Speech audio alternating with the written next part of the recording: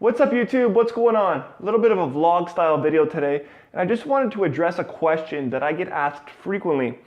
And I always have the same response to this question, but I just thought about doing a video around this question and to kind of just address things altogether. So the question is, Remi, why have you returned to deadlifting after suffering a herniated disc, and especially with your history of lower back troubles and everything that has gone on? Why have you returned back to deadlifting when there's much better or safer exercises out there that can yield similar benefits? So to explain, there are a few different motives to why I got back to deadlifting. And the first motive simply was because I wanted to prove a point to anyone that may be involved in sports such as CrossFit or powerlifting that they could return back to deadlifting if they had suffered from a herniated disc. So keep in mind that the deadlift is an integral part to powerlifting and also to CrossFit as well. So I wanted to prove that point that one can get back to this lift if they make a good recovery and they take their training serious and they really monitor things carefully and listen to their body. Now, keep in mind, it took me 3.5 years to get back to deadlifting. Wasn't easy and still isn't exactly easy because I need to maintain good spine hygiene on a daily basis. I really need to monitor things, and I won't go deadlift if I'm maybe sitting for 8 hours one day or if I'm maybe standing for 8 hours. So that's one motive. It was just to provide inspiration for anyone that may be looking to return to those sports or just to return to deadlifting. Now the second motive, which is probably the more superior motive, was because as a coach and as someone who has coached the deadlift to professional basketball athletes, to professional hockey athletes, and to just your everyday clientele with people with lower back troubles, how am I supposed to coach the deadlift or teach it to somebody if I can't even perform it myself?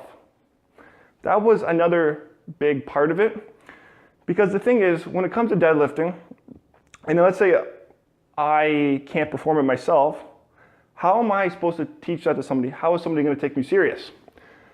And that was another kind of motivating factor, because when it comes to deadlifting, I want to understand and know what it feels like to get into the position and to be able to lift heavy weight, so I can know what that client or individual is feeling when they lift that. And so I can understand maybe the different technique adjustments that may need to be made, or just to get a feeling for what they're going through when they lift that weight.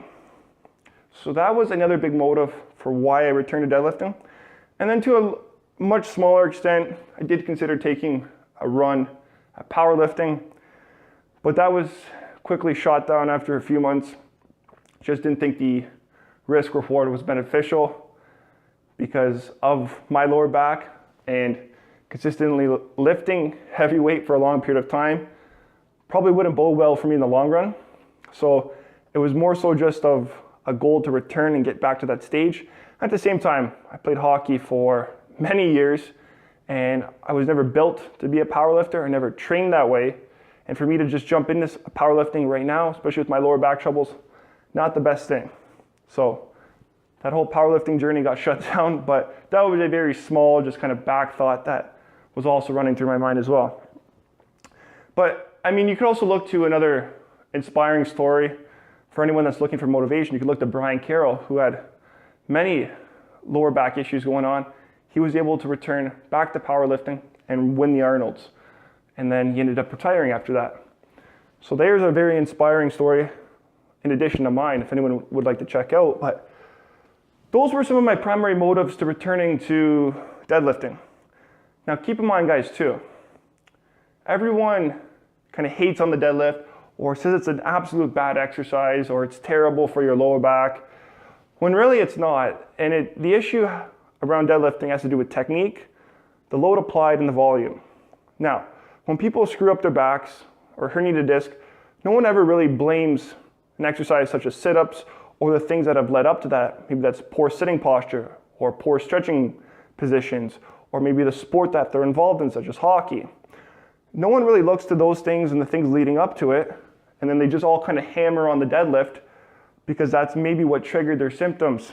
And I mean, yes, okay, the deadlift is in part to blame here, but it shouldn't be bashed at. The deadlift isn't a bad exercise. Where things go wrong is poor technique, high load, and high training volume. And people aren't aware of this, and this is how people screw up their backs. Now, people could also look to sit-ups and blame those, but the thing is, everything that gets hated on is pretty much the deadlift. And the deadlift isn't a bad exercise, and in my opinion, there isn't an absolute bad exercise, and I previously did a video on this before. Rather, it's just the context that things matter. And that's where things tend to go wrong, is where the context of an exercise is being prescribed and how we're using it for certain individuals or athletes or people with injury history. And that's where things tend to go wrong. But I just wanted to make this video to address that. Those are my primary motives for getting back to deadlifting. That's why I got back to it. Do I still deadlift? Yes. Do I frequently do it? No. Do I always lift heavy? No. But I still do deadlift, and it's still part of my programming that I use with clients. And it is a good exercise if prescribed properly and taught properly, and it's in the appropriate context. So that's all I wanted to talk about in this video, guys. I wanted to address that question because it's one that I've got asked frequently, many times, and I've answered it many times in the comment section, but I just thought I'd put it all together into a video and address it. So that's it for the video, guys. Just a little quick video about why I got back to deadlifting. Hope you guys enjoyed it. Hope you guys understand my reasoning and thoughts for it. And I wish you guys all the best, and take care.